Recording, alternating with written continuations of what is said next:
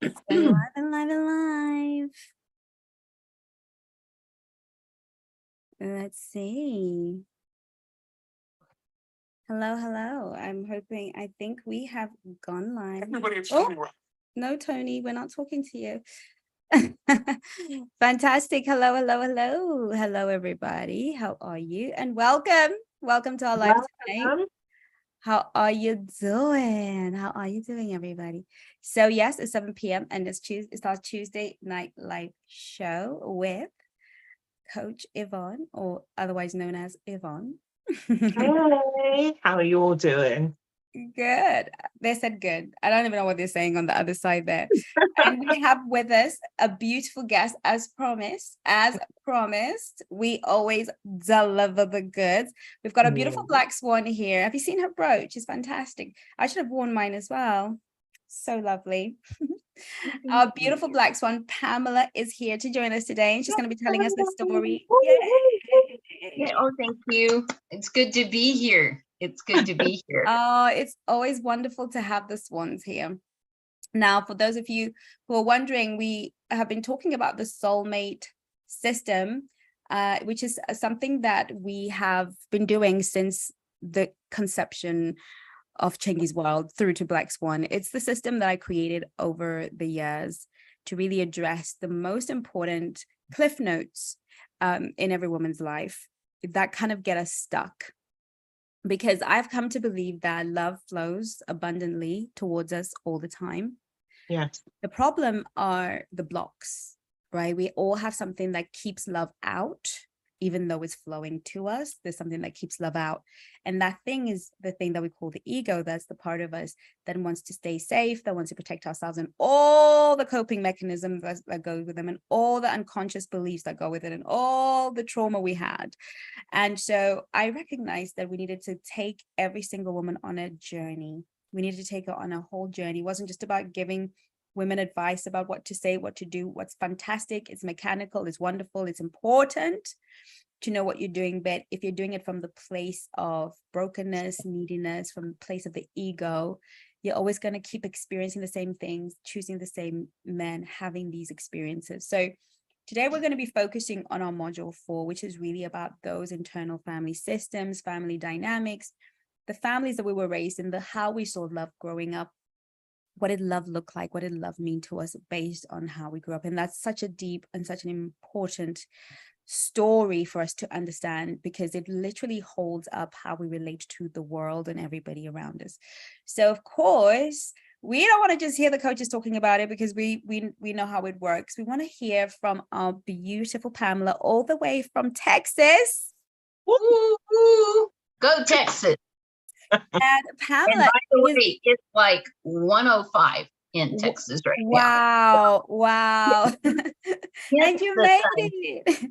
And guess who's going to be in Texas around October time? Mama Swan. I'm so excited. I think about it and I almost cry. I'm like, oh. Yes, we're going to be at the wedding. Now, Pam is actually already married, but she's having her big, beautiful wedding this October. And I'm looking forward to being able to be there with everybody. And yeah, it's going to be a fantastic time. So it's a double pleasure when I get to help one of the brides and get to show up to the wedding. How exciting. So Pam, question for you. Tell us what brought you to the Black Swan Relationship Academy in the first place. What was your journey to the academy?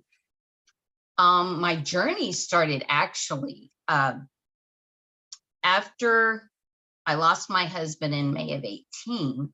I was trolling through YouTube, and a friend had sent me another pastor's sermon, and yeah, YouTube suggests stuff off on the side. Well, R.C. Blake's was over there, and so I started listening to him. And then you brought him in your rebranding from Chengi's World to Black Swan. And I watched that. And then I started following both of you, because I'm like, what is a narcissist? I have no idea what that is. I've been married for 30 plus years. I mean, I didn't know. I didn't know.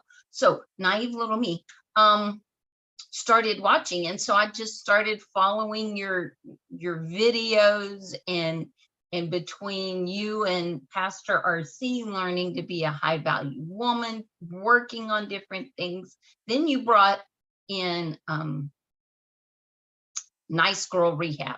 Yes. And I made time for that because I'm like, I've got to know what that is. Right. You know, what is that? And I just didn't realize the world that would open. I mean, I was visiting my daughter and son-in-law, and they went into town for a bit. And I'm like, could y'all go into town? No, I don't need to go. I'm going to sit here and I'm going to take copious notes, apparently, through the whole, what was that, 2.5 hours or something? It was a couple of hours, but it was, and that turned my world right side up. Actually, I was going to say upside down, but it actually turned it right side up. Wow. Because I learned that I was 100% nice girl. Right.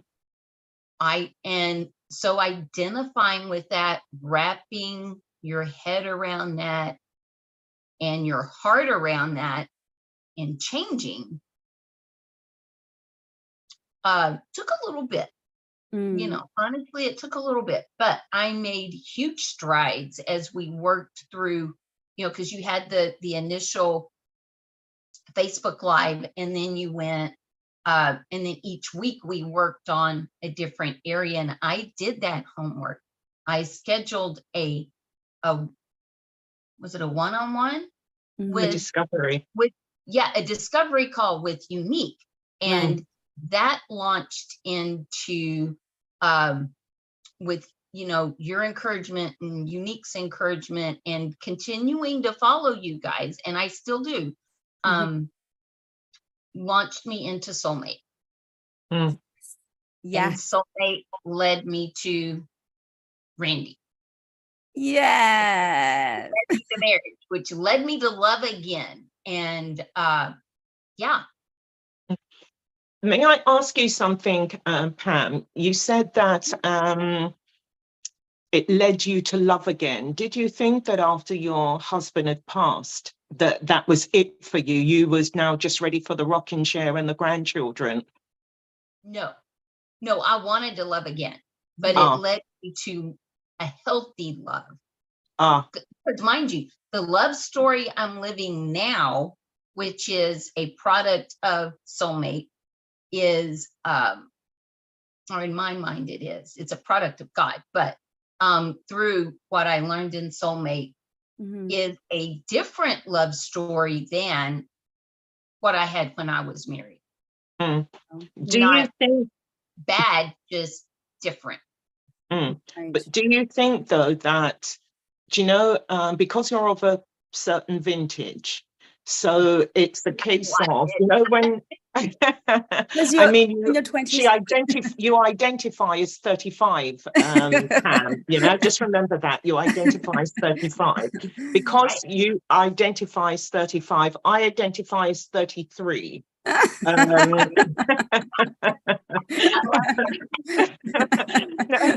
I wanted, the reason why I asked this is because, you know, because of the age that you're at, do you think that when you were, you wanted to love again the right way, do you think if you had not done Soulmate, you would have still been, you would have still connected with your husband, or was just that a fluke of luck?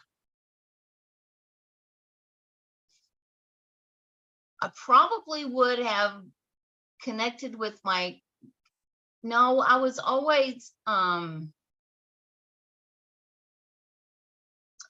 always meant to be with someone. Okay, I could have, but I was going either way. I'm like, I can either date people or, no, that was after that. I probably would have been in a life of unhealthy relationships. Okay. Yeah. Because I wasn't choosing well. Yes. Prior to Soulmate. Yes. I only had 2 relationships prior to Randy, since my husband passed, but neither of them were healthy. So I was choosing poorly, probably choosing out of a, what did you call that in soulmate? A need, I have to, not a have to have. I mean, I was saying, oh, I can do this or not, but yeah, I think I was choosing from the wrong place. Yeah. So with you, for everybody who's wondering what she's talking about in terms of Nice Girl Rehab, Nice Girl Rehab is something, I think we do it every year. Yeah. I think we did it this year too. And Nice Girl Rehab is really the journey of, you know, how some of our trauma manifests into fawning, and, you know, how we react to people pleasing and all of these things. And it was really a really important journey for me too, because, you know, I needed to really address some of my nice girl issues, right? We all have them. And, you know, Nice Girl is really that kind of survival response, that fawning. And it really was. And I know you and Val, who became a friend of yours on the journey, that was really lovely as well, how people create friendships and community. And there's so many people out here who are trying to do the Black Swan journey on their own. And it's so much better when you make friendships within the community, and you guys were literally as thick as thieves. And both of you literally had your miracles at the same time and went through the soulmate similarly. So who knows, maybe we'll have Val on as well. But that's what she's talking about. And you can access that on the website, in the academy. You can download both. Nice Girl Rehab #1 and Nice Girl Rehab Reloaded, if you really want to have the experience that Pam did. So Pam, tell us about your actual experience, because your coach is not here today. She's being lazy out here in snow. She's taking some time out. We love her to bits. She's taking some time out. And I know that Unique held your hand through it. Obviously, we are all in many ways your coaches in so many ways. What was it? Tell us about the actual experience. Were you scared to start? Were you excited? And when you started, did you get what you thought you would get? Well, what did you have in mind before you actually embarked on the journey? And what did you actually get instead?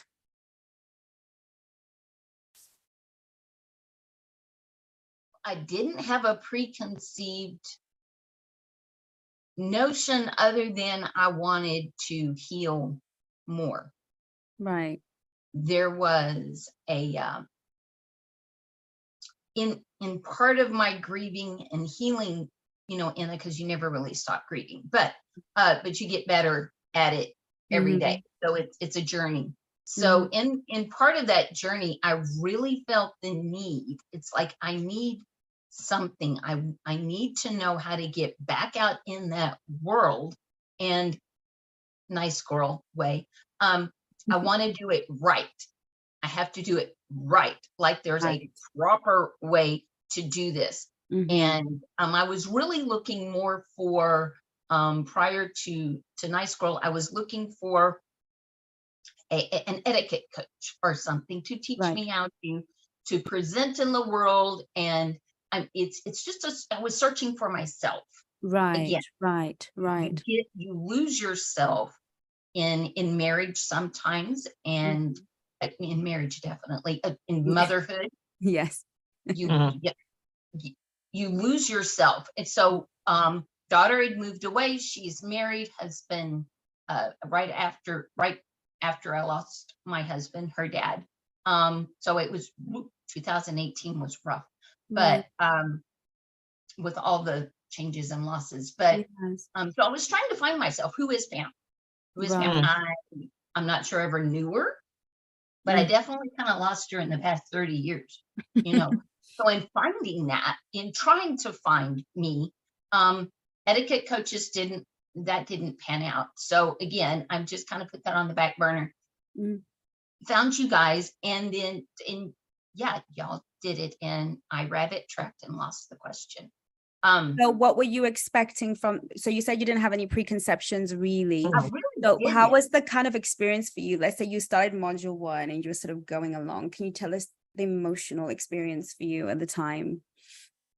The emotional experience was moving, mind-boggling, tearful, but a lot of not just introspection on my past, Mhm. because I did read up on module 3, hoping that's the one we were going over today. Mhm. Nadine tipped me off. I think they're on. So last night I'm reading through some of my entries, some of my notes from, because Mhm. with each unit you can, if you sign up on the upper level, right, you have a coach after each module. And I would recommend that too, because there's so much to digest. You need an outside perspective to go, have you looked at it this way? Mm. I mean, you're looking at it this way, but what if you come over here, look at it this way? Mm. And you're like, oh, okay. So I learned a lot. I came in with probably low expectations. It's like, I'm going to go through all Mm. these modules. I am going to better myself. I am going to, glide through life as a swan. And I need all the tools I can get, Right. because I haven't been doing it right. But I also learned why I did what I did, why my history, based on, because you look at like your family, the house you grew up in, mom and dad's, in my case, mom and dad's relationship, how Mm. that impacted me to cause me to look at, next module, my my marriage, Mm. and why I did what I did. The marriage was wonderful. Could I do that again? Probably not, but I'm not the same woman I was at Mhm. 21 for many reasons, but mainly because of how much I learned. Mm. Both men acknowledge that I'm an independent woman. And sometimes Randy goes, all righty, okay. Because that little independent streak comes out quite often. It's like, okay. Talking to daughter last night, went, we're going to Farwell. If the kids can't come up here this weekend, we're going to Farwell. And he's like, okie dokie. We need to go see those and the grandbaby. But so yeah, so it led me, it opened my eyes and where I want to go. And the crazy thing is, as you go through the modules, then what you want your next love story to look like, for me, is, and it was kind of vague, and I'm dating my current husband as I'm finishing this. We are in like month, what, 1, 2 of meeting each other, which had its own, my dad died 2 weeks after we met. So, the first few months were just like, as far as life events, I see it as it went rather smooth, because we had our issues. I didn't see him for 2 weeks, but we talked every day. We didn't talk for hours because of his work in community theater and me being with my family and my dad. We just grabbed 5, 10, 15 minutes. If we had 5 minutes to talk, we talked for the 5. If we had 20, we talked for the 20. He took what I could give. Right. Which really he couldn't give a whole lot either, because he was in the last 2 weeks before the play he was in opened. And that's real, having been in a play, that's crunch time. You get serious, you shut, everything but work and community theater. That's it. You eat, sleep, Wow. breathe. Mhm. That's all you do in those last 2 weeks. So yeah. So he was able to, we worked it out, but that, what do you want it to look like? I didn't realize what God gave me was what God was giving me. Does that make sense? Mhm. Mhm. Yeah. So I want to make sure everybody else understands that. But I don't want to give away what, what the course does. But yeah, what God was giving me as a vision was being worked out and is still being worked out. Yeah. Yeah, this date. We've taken the year off from theater. We're going and seeing plays and everything. We saw a play and a musical this weekend. We saw The Book of Will, which I highly recommend. It's an unknown work. It's not as popular as some others, but we also saw Hamilton. Nice. These two have so much fun, don't they? They have so much fun. And I love what you said, Pam, about, meeting yourself first.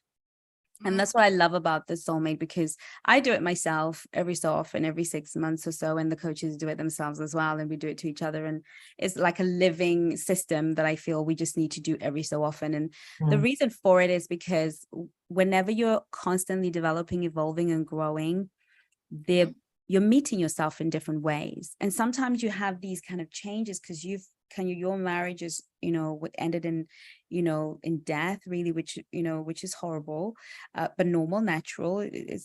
Death is part of life, but still you had to grieve that. And, you were very, very stable in a relationship that was 30 years, you said. And then, so you must have got married at 5. I was a child bride. Yeah, as a child bride. So you were, married for 30 years, and that's a very different world. I remember I was married for 13 years.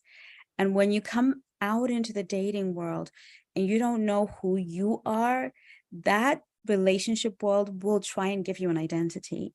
Yeah. And it's always going to be rather toxic, right? Because there's so little goodness. So what I love about you is you were like, right, I didn't take it that I didn't know what to expect. I wasn't that, I wasn't putting all my hopes, but I thought I'd at least get some guidance. But what I did was meet myself, right? And I always say that your soulmate ultimately is you. And now you have our Randy, and you've met yourself in him. Yes. Right? You've met your new, more authentic version of yourself in him. And he knows. So when you're like, we're going to go see the grandkids, he's like, yep, because he's looking at himself.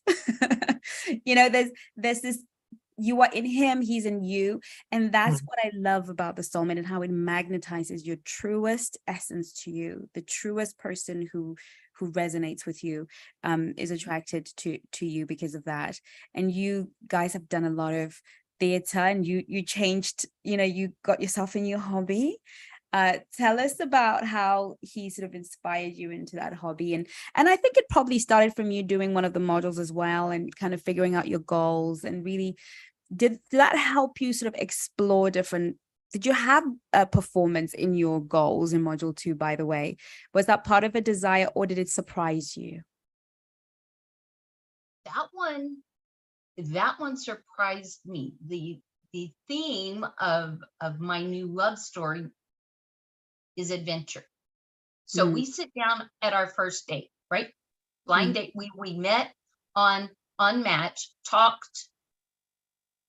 We chatted a little bit, and then we made one phone call on a Friday. We're on our first date on Sunday. Wow. And I told Unique, we kind of broke the rules. We're supposed to talk for 45. We talked for an hour and a half. Our first date, should be an hour and a half. It was almost 3 hours. But it seemed like 45 and an hour and a half. Time with him kind of suspends in a way, and we lose track. We literally lose track. So we're meeting, and he's like, oh, he warns. That's a good word. I think he informs the girl he is potentially going to be in a relationship with that, hi, I'm Randy. I have a love, not exactly in these words, but in summary, I have a love for community theater. I do 2 shows a year. So during those 2 shows, if I'm dating a girl, that woman is kind of a theater widow. So, and I'm kind of like, well, I can, okay. But I think I presented myself like I can be right there with him. He's like, so we could be in a chorus, in a musical this summer. Mind you, this is the end of January. So in the in the summer, we can be in a musical and we'll be in the chorus and we can do all this stuff. And I'm like, okay. I mean, after all, I'm in this for adventure. Great. Let's do it. I sang in high school.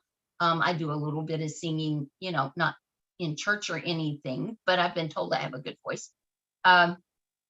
So sure. Yeah.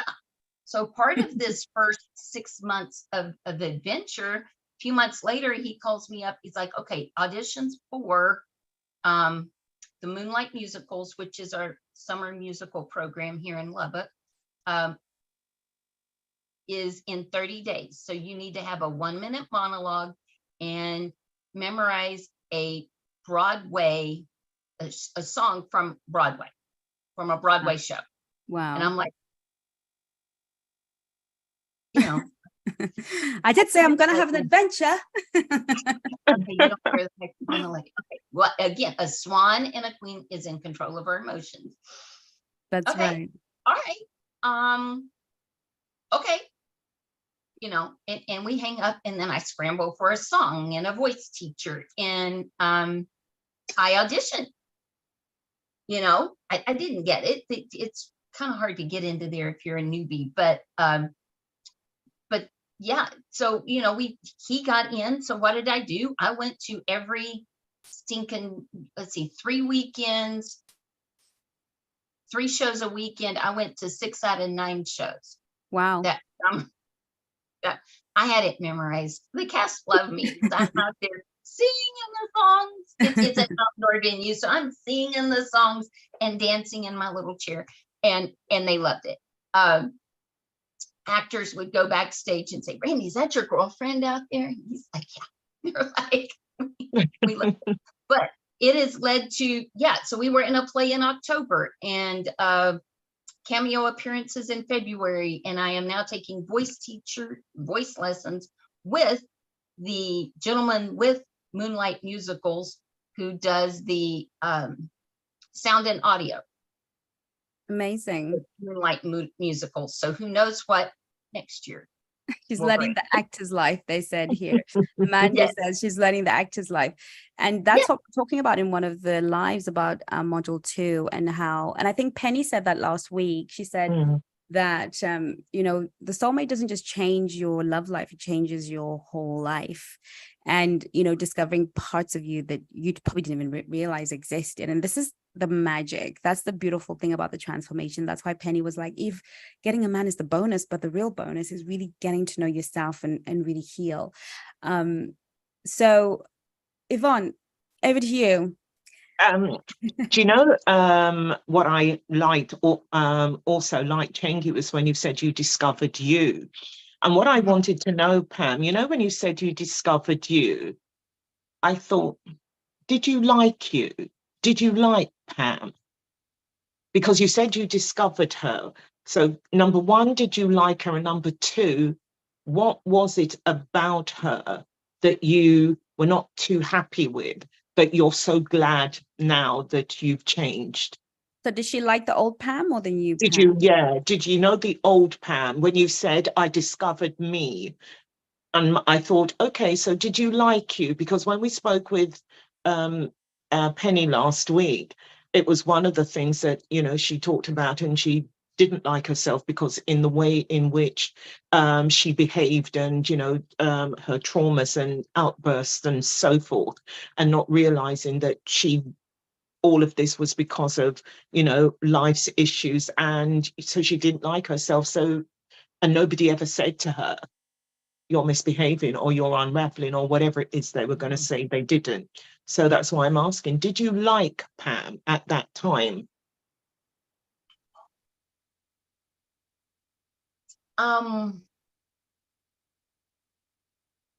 Yeah. I mean, I was okay with me. I was okay, but I was restless. Yes. I didn't want to fit into a mold anymore. Right. Well, yeah, you really could ruffle my feathers like that. So since you go to X church, you must be, X. And I'm like, no, Mm. no, that doesn't necessarily, I'm a Christian that happens to go to Mm. Right. church. Mm. Mm. So I was fighting labels, and I guess in the months prior to Nice Girl, I was getting a little restless with, oh, you can ask Pam to do that. She'll always do that. Ask Mm. Pam, Right. she's so nice. She Yes. will always do that. Yeah. Not, I was getting restless, maybe not realizing what I was restless with. Right. Mhm. But in doing Nice Girl, I identified what it was, and it's that nice girl. And I guess Yeah. I was tired of being the nice girl, but I didn't know what to do. I Right. didn't know what to do with me. Right. And I needed help Yes. finding out what to do with me, and why I'm making the mistakes in the relationships that I am, and how to fix that. Yeah. Mm. It must have And been part really of that was frustrating. finding my core needs, learning to stick by them. In that Mhm. relationship, I learned I was becoming restless and going, I'm tired of fighting. Yeah. Not fighting over, not literally fighting, Mm. but fighting for my core values. And Yeah. Mm. and there were certain ones that it's like, yeah. And I'm like, no, this Yeah. is important to me. Mm. Yes. Like, yeah, but I just want to see. No. Mm. Mm. And that was Sounds even like, before soulmate. yeah, Mm. You know, that sounds was the like a life of, processing yeah, of yeah, Nice Girl. yeah, yeah. It's a trap we all fall into, isn't it? It's the self-betrayal trap. And Mm. it's very exasperating and very frustrating when you live in this space where you are constantly self-abandoning for love. Yes. And constantly, whether it's the love of a man or the love of a community, and when you start to breathe, when you get your awakening moments with, we get a little bit of light, it feels like war. And it feels like we're fighting the world, but really we're fighting our ego versus our authenticity. Mm. Because what's really stopping us from being who we are, because here's the thing, when you show up authentically in the world must make room for that part of you. It can't kill you, it has to adjust, right? So if the authentic me is just angry and yelling all the time, the world will adjust. People will leave, Yeah. other people will come, friendships will end, some will begin. Like, there has to be an adjustment out in the world, but we're always afraid that the world won't adjust for us when we're authentically ourselves, when we are moving authentically, and that is often triggered by some wounds, some stuff that happened to us when we were younger, or didn't happen for us when we were younger. Maybe the attention we didn't get, or the love we didn't get, or the smacks maybe that we got, or the disapproval that we lived in, or whatever the environment is. So as you did your soulmate, Pam, and you were doing your module 3 and your module 4, you looked at your relationships and you looked at your family systems, can you remember, and are you happy to share one of your blocks that you think was really quite pivotal to your journey? Like, yeah, that's what that is. That's what's sort of stopping me from moving forward, or that's what's making me choose these relationships or these dating relationships prior to Randy that don't serve me or meet my needs. Did you see a pattern through your modules of aha moment? What was your aha moment, or that moment of awakening where you were like, I think this is it? And there may not have been one, it may have just been a kind of slow burn and different moments. But if you can remember maybe a pattern that you definitely remember noticing, that'd be lovely. The people pleasing one, which you're working on because you did, or because I did Nice Girl first. That's part of the Nice Girl. But it stemmed from, like, where did this come from? And since then, I've even heard my sister say this, but it's a family trait in my section of the family, which is huge. But like, just between mom, dad, 2 sisters, and myself, we are inherently people pleasers. Now, where that stems from exactly, I'm not sure, but I knew Dad worked a lot, and the job I remember him working at in my growing up years was a night shift assistant manager at a 24-hour restaurant. So he was sleeping during the day when I was up and gone to work 12, 16 hours a day, could be 7 days a week. You know, managers don't work 8 to 5 Monday through Friday, especially at 24 places that are open 24 hours a day. So mom's demeanor, for whatever reason, be it she was under the pressure of being practically a single parent of 2 girls, and then at age, when I was 10 or 11, her elderly parents moved into the house, which made things fun. There were 4 parents, 2 children. Wow. Getting pecking order, you know, worked out. There was some stress involved with that. And so, but everybody, I have to make everybody happy, because if I make everybody happy, then nobody will be mad. Because if I didn't keep mom happy, mom would get mad. If she got really mad, she would leave the house, not with us unattended, because dad would be there, our grandparents would be there, but he would leave for hours, and then I would think she left because of me. Right, of course. And she was not as open about her feelings or why things were the way they were. I was a child. I was not to know. So then you developed this pattern that you had to keep mom, you know, satisfied, peaceful, content. And that's a burden on a child. That's a massive burden. Yeah, because a huge burden, which carried into, I worked, probably carried into my marriage as well. Although David didn't have the demeanor of my mom, he had a, you know, he was totally different. But we were more open with our feelings, though, and how we were. He saw what was going on in my parents' home and figured out why I was the way I was. And then we set out that our relationship was different. It was very open. It was, as Randy, mine and Randy's is now, we talk things out. Amazing. We are open. You know, if at first I probably did try to, you know, keep things settled. Actually, I didn't. I made David mad twice in our first year of marriage, and he got so mad that he left the house for a little while to cool off and come back. But which greatly upset me. So I learned, okay. But you know, first couple of years of marriage, you've got to learn those. What really trips one over the other, you know. Interesting fact is that Randy and I actually think the same thing at the same time most often. So it's different, kind of fun.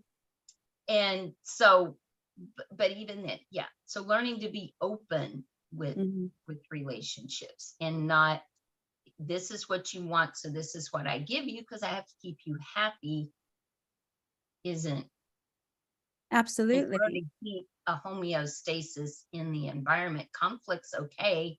You just help each other work through it. Yeah. Sounds like David, your first husband, was you guys were young as well, because you said you were 21 when you got married the first time. 21 and 25. He turned 25 the day before we got married.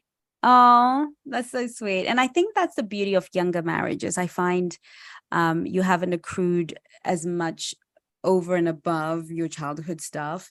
And obviously when that relationship that was stable and you'd kind of got your feet around it ended, that you felt you were in survival mode. And when you went into survival mode, you went right back to being that little girl who needed to please. And what ends up happening is we find people to please. We don't necessarily find people that are, you know, happy with their lives or fulfilled with their lives. When survival mode, we find the person that will need that broken part of us, that egoic part of us.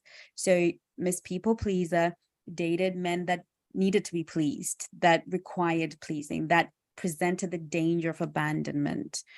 And, you know, a lot of us don't always see that connection when we're in those, you know, situations.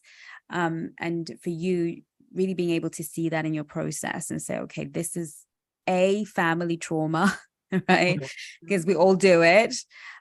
This is the root of it. And, you know, this is how it sort of showed up in my life. And this is how I recognize it moving forward as well in my relationship. That's super, super powerful, because it's really about consciousness. It's all about being aware. It's, you know, and I always say to people that it's not about, some things we will be able to fix, we'll be able to heal. Some things will be broken for life. But that doesn't mean having a little bit of a limp is a bad thing. When Jacob fought with God, he walked away with a limp, right? He did A quite limp, well after that. exactly. You know, a limp is okay. It's just when you, like right now, you just said, look, when you and Randy get into it, you're conscious, you're aware, this is what's going on, we're thinking the same thing, this is what's going on, and you can talk it out because you're actually aware now about what's going on, rather than reacting to and being a nice girl when things go wrong and trying to pacify again, and all those wonderful things. What do you think, Yvonne, about what? Yes, I'm in agreement with you, and what Pam said.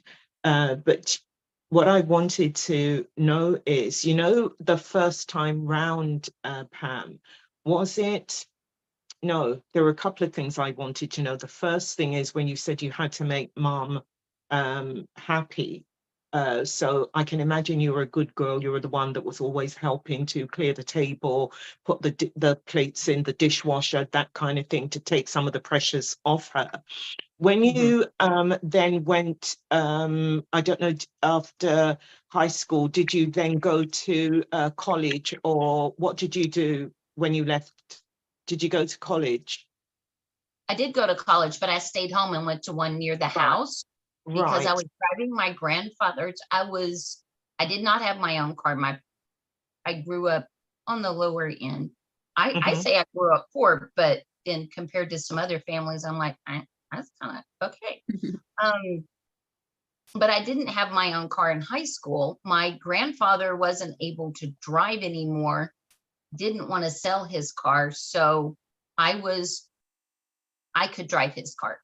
Right. Okay. Because So, what I wanted to know is what when you were in college and in high school, were you the okay, you were also going to be the people pleaser, so everybody wanted to be your friend. Was you also the comedian? You would make everyone laugh if there something went down, you know, you could, Pam was going to say something that would turn the the frowns Upside down. upside down. Yes.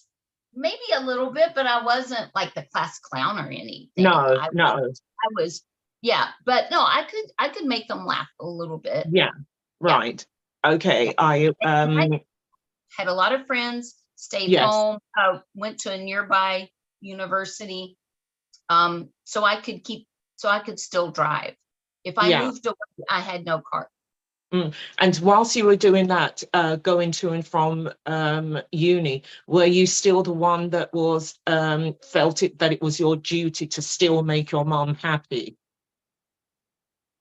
Somewhat. I did have a relationship for 2.5 years, and I didn't stick to curfew very well. Made mom mad a couple times over that, but I think I was a little bit rebellious and went, okay, what? No. Although one time I met her coming and going on the main street, Mm. and was going to boyfriend's house as I was going home, and I was scared to death. I knew I was going to die. Mm. She didn't say a whole lot, though. She surprised me, but I figured I would get a tongue lashing that. Yeah. Yeah. Okay, so now that it comes, you said that you and Randy, you talk everything through. Do you think that you've developed that way, a new way of communicating with him as you Mhm. went through SMAS? Yes, yes. And continuing to watch videos from time to time, because you need to do that to remember, as you forget. These techniques are still new. So, he's been through some stuff, and I'm like, okay, I sense that what was it? It was either anxious or angry or frustrated. And, so I felt it and addressed it in an open way of which, he could respond or not. I was prepared for him to talk or to say, I don't want to talk about it right now, in which case it would have been fine. Right. And once you process it, you can talk about it. And you've learned, Pam, the art of communication, how important it is. Because what I tend to find is, whenever we do a live or, something like that, and one of the things that may come up is communication and how important it is to communicate. You get a lot of, communication. That's all you ever talk about.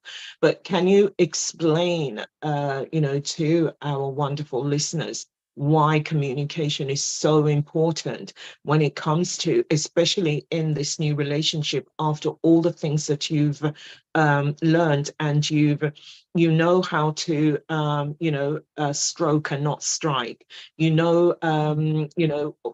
the secrets of a man's mind, you know how to talk to men so that they'll listen. So can you explain to them why communication is so important? You get so much more out of them Mm. when you do it in a way. I mean, again, first you as the woman, you need to create an open, safe, welcoming space. Yes. And in doing that, so like I'm telling myself, even during the live, I'm like, don't lean forward, lean back, be receptive, be open. Because I'm going back between work mode and Swan mode. So, but to create that environment, and so you can't be judgmental. You can't be, I loved it when I asked a lot of questions at first. There were, and R.C. Blake's just came out with 10 questions a woman should ask a man. But at the time, he had 9 questions a queen should ask a king. I went through those. Another, a gentleman on YouTube had he offered it as a free book too. And that's got 40 or 50 questions in it. And so as we were going about, it would be like, I have a question. I have a question. And it's saying it in such a way that if he didn't really want to answer a question right then, you can shut it down. That was fine, which he never did. However, he did make the rule. For every question you ask, you have to answer. So it made me think, I'm not in the mood to answer that one. Let's go to the next one. I don't know the answer to that one. Go to the next one. Oh, I can answer this one. So, but, asking questions, creating that, finding out how, the deeper aspects of him. What would you do in this situation with anger? What would you do with this in money? Would just being, I'm inquisitive anyway. Now I'm not afraid to be inquisitive. I may tell someone, sorry, I'm a little inquisitive, but I'm very curious. So if I ask a question and it's not appropriate, let me know. Yeah. In like in the work, with my new position, not sure they're ready for my curiosity, but you never know. But yeah, so it's really important to create that, to use the word think with guys. What are you thinking? How are you, what do you think about, like he, in April, he resigned, retired from the ministry. And so, gave him a 2 months notice. So his last Sunday was the end of June. And so, you know, kind of touching base with him periodically of, you know, not how do you feel about retiring? But it's like, what do you think? You know, about, you know, a couple weeks, it's going to be your last sermon. What do you think about? Fill in the blank. Communication is so key. I think, like you said, Yvonne, it's almost from you don't, what was it? I heard the word bite, but you might not have said bite, but you don't strike, you stroke. You don't strike, you strike, you stroke. Stroke, yeah, you stroke instead of striking. So you just stroke, not in a petting of a dog or a cat kind of way. There's way we can use our words that invite openness or close things off. Yeah. And it's amazing. It's amazing. I mean, your story with Randy, we're not going to keep you too long now because we need to wrap it up in just a minute.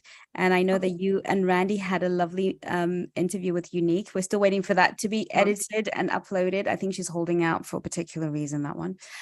So we look forward to... Yeah, and the reason's me. Oh, the reason is you. Naughty girl. Well, keep an eye out for Randy and Paula's interview, because I know some of our swans are really curious about how men are, what a man's experience with a black swan is like, because it really is a very rare experience, and it's a really rare creature that we are creating and co-creating with in the universe, in this world. So, you know, I'm sure everybody will... It's not for the faint of heart. It's not for the... No, I didn't know this till I think after we were engaged. He's like, okay, it has been it's been daunting. No, I'm not thinking of the word, but daunting dating you. And I'm like, okay. And little old me, what? I'm 5'4". I mean, come on, he's 6'3". What is there daunting to be about, you know? But no, I had a relationship coach. I had a counselor. I have a financial coach. I've got all these people who, from his perspective, surrounding me. And he didn't have that. No, not that he couldn't have had that. He could have, but so so it's kind of like, so swans, be prepared. It can be a little, oh my gosh, what have I gotten myself into? It is. Yes. Just rocking and rolling and going along and knocking things out and, you know, conquering things in the work world, and they're over there going, oh my gosh. It is. I'll tell you what, it takes a real masculine, competent, capable man to date a swan. That's the bottom line. You can't, if you identify as a black swan, and we have given you the stamp of approval because not everybody's a black swan, but if you do identify as a black swan and you do go through the process, dating you as a woman will take a man back to when men used to court women. Yes. Men, you know, what Pam is describing is how it was of days of old, when you had to date a woman, you had to deal with her brothers, you had to deal with her father, you had to deal with her community. She was so protected and so covered that you actually had to show up as a real man. You couldn't just be pretty. You couldn't just have a great body. You couldn't just have a great car. You had to actually have character. And equipping women for is womanhood in reality, right? We are equipping women to come back to womanhood and femininity as it was originally designed. And that helps us eliminate time wasters, because it is a tall order to be with the black swan. Yes. You actually have to, like I said, be an authentic man, be a man who's taken a real journey to to feel like, yeah, I can, this is a bit, it's a lot, but I've got this, because a masculine man is going to think that's a challenge and I'm up for the task, and I want to be the woman that this woman requires of me. And I think that's a beautiful story. And I think, thank you for saying that, Pam. And I'm sure the men can think, but you know, it really is a tall order. But we are not looking for a million men or a billion men or even 10. We just need one out of billions, one really great guy. So I think it's fantastic. And so do look out for Pam's and Randy's interview. So if you're curious, it will come out at some point when Pam finally does the right thing, whatever that thing is. And just some last words from you, Coach Ivana, maybe some final words from you, Pam, before we say goodbye to our lovely audience tonight. What would you like to tell them about the soulmate? What would you say to them if somebody's on the fence tonight, or they've been thinking about it, they don't quite know whether they should get in there, they don't quite know? What would you say to them from your vantage point? How would you encourage them to be part of the soulmate journey, Pam? Oh, do it. Stop. Just do it. I took some of my savings and went all out. Val and I went all out. We did it. We started it I think I started a little bit earlier than her, but I mean, so we didn't quite correspond things right. But, and by the way, we still talk to this day. She's out and about touring the country. She's having so much fun. So we don't talk as often, but she pops in every once in a while. And, yeah, just to do it. And if you find kindred spirits with someone in the course, or in a live or something, hit it off and talk. I mean, you really don't have to. Val and I have lived thousands of miles apart, 1,000 miles apart. I don't know. I'm in the panhandle of Texas. She was in Washington. She moved a little closer when she went to Arizona, but still. I keep convincing her that when they come through back into Arizona, they need to come through the panhandle of Texas. I don't know. Anyway, but to if you meet up with someone or have someone you can do it with, that's a bonus. But definitely someone in your circle to talk with. Even I had during COVID, Nadine had Facebook groups, and I'm still friends with Cindy. I think it's Cindy. Cynthia. And Nadine. And so we'll talk back and forth, every once in a while. And so it's a way to, someone described it. I don't know if it was you, Chengi, or not, as a fraternity. Yes. A sorority. Yeah. Sorority. There you go. See, I didn't know the Greek life. So sorority, and it really kind of is. You feel like a kindred spirit, even though I haven't met some of you. I've read your comments, or I see your name a lot, and some I've become Facebook friends with, but we don't talk a lot. But no one in my world or in my spirit has gone through what I've gone through. Right. Through soulmate, through nice girl. I've got a best friend that's been with me, but she didn't go through it with me. Right. That's your thing, but I'll talk with you and help you through it. So it's been good. You get lifelong friendships. Like, I can't imagine Val and I never being friends. And it's crazy that we're really close and we have never seen each other ever. Yes. Yeah. I've seen you guys more than I've seen pictures of her, but gosh, we can get on the phone and talk for hours. But yeah. But do it. It's worth it.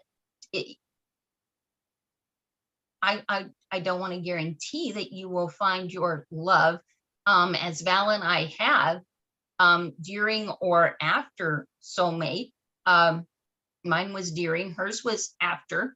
Everybody's on a different journey, but it's as if you do soulmate and God at the right time, because he's got, so he does it at the right time.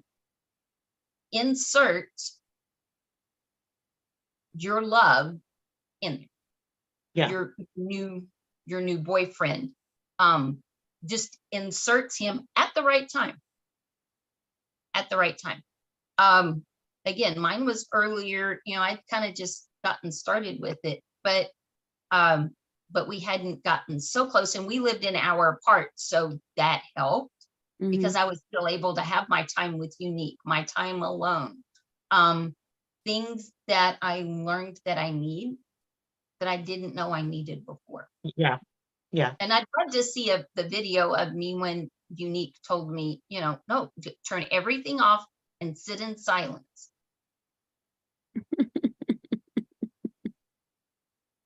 What? But so it's like, I don't know what look I had on my face, but it was shocking when she said that.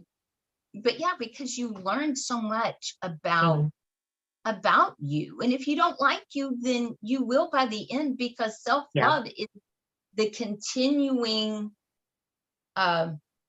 theme, like from nice girl into soulmate, and you don't have to do it in that order. That's just what I happen to do. But if you don't do soulmate, then do maybe how to talk to a man so he will listen, because there's an art to that. There's an art to like the flirt and date. There's an art to that in such a way that you can present yourself, and people will come up to me or not. Learning to date yourself, taking yourself out. Scariest thing I think I've ever done in my life. And I've been married twice, so, which that can be pretty scary. But to me, that was like, what are you most afraid of? Going to a restaurant by myself and having a meal. And now I could do it, at the drop of a hat. Every once in a while, a nice girl comes back and goes, and I'm like, I'm going to do it. So love it. Is to do it. Do it. You have to save up and do it. Okay. But by all means, Do it. Yeah, enroll in it, and enroll at the top level one, where you get the coach every bit of the way, and don't fight your coach. I've listened to some videos recently. I think Chengi, you said this girl fought me. I'm like, why does she do that? You may not like what they have to hear, but listen, process it. They know what they're doing. Yeah. Oh, do it, says Pam. Do it. And I love what you said, Pam, which was, look, if you have to save up, do it. It might not be something you can afford right now. It might be something you can afford 5 years from now or 3 years from now. But I guarantee you, just save your pennies, your pounds, your euros, your dollars, whatever. Just save it, because that will be the best money you'll ever spend, ever, ever. No matter how much a client pays, I always ask them at the end, so was it worth it? Was it worth the money?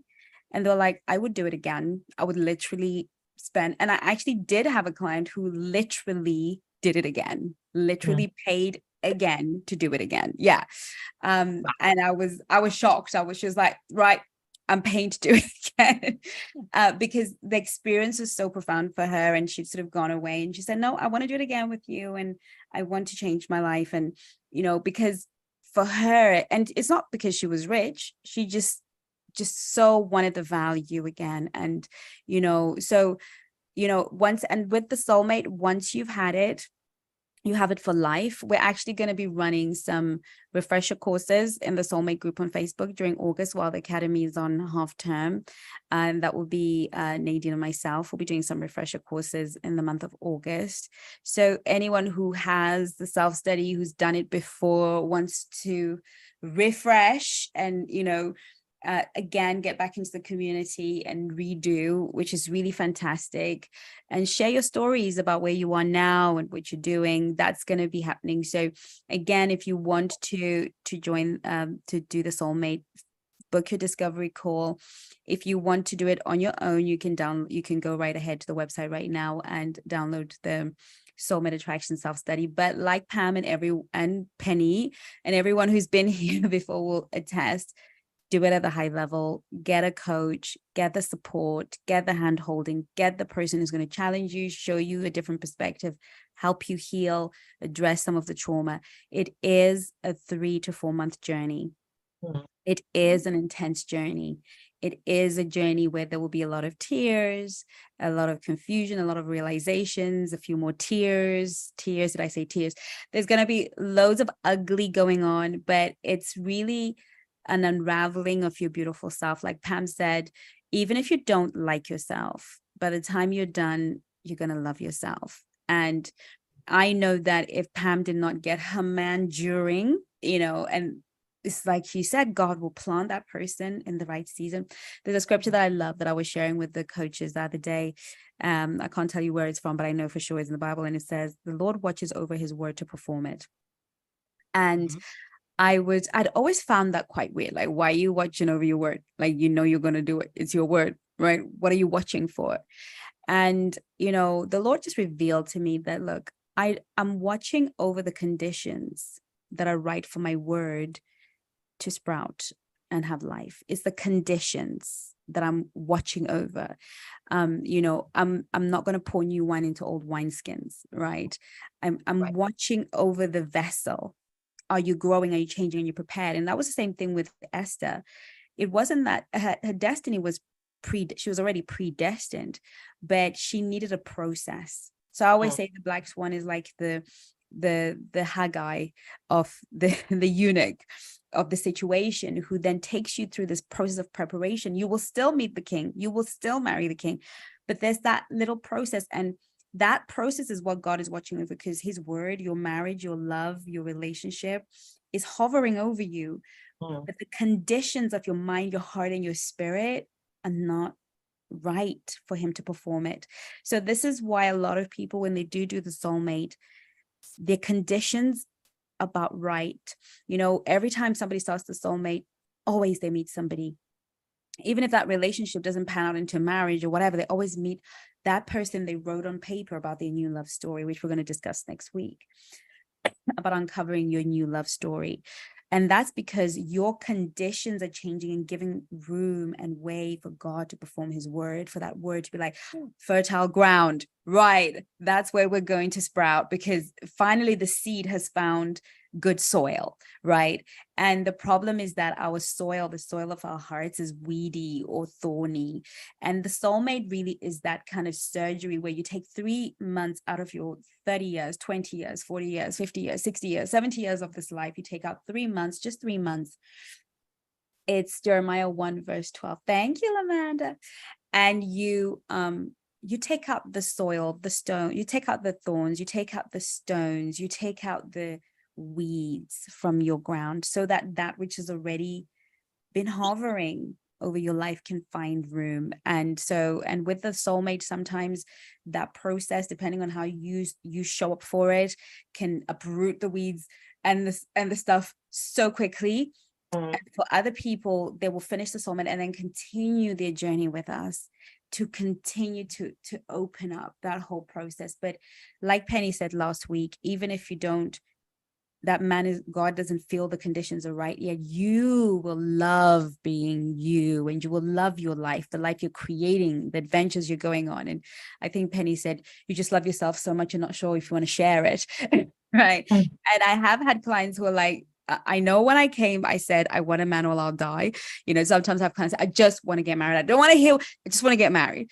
And at the end of the process, they're like, I know I said I wanted to get married, but I've just realized in this process, the countries I've yet to see, the experiences I want to have. And I've had clients who've literally left their home, sold their properties, left their homes, traveled the world, started new businesses, completely new careers. And that's what they'd found their voice and they weren't just ready to, and some who found their partners and started doing that with their partners. I have a client who everything she said she wanted to do in her goals for her life, real estate, I think she wanted to get into, but she was a legal, she worked in a law firm, and she always wanted to get into property. The man she actually met and has been courting, and they'll be engaged soon, that guy is in real estate, and they're now in real estate together, so it's just the insane magic that happens in Black Swan. I never get tired of the stories. They're just always insane to me, and that's because your soil is getting ready for the miracle, the transformation of your soil. So I think, like I said in our last episode, whoever can pick up the thread through all of the testimonials that we're going to be hearing, we might give you something special. So I hope I've given you a clue to the thread that makes the soulmate so special. And Yvonne, any final words before we say our good night? My final word is thank you all for joining us.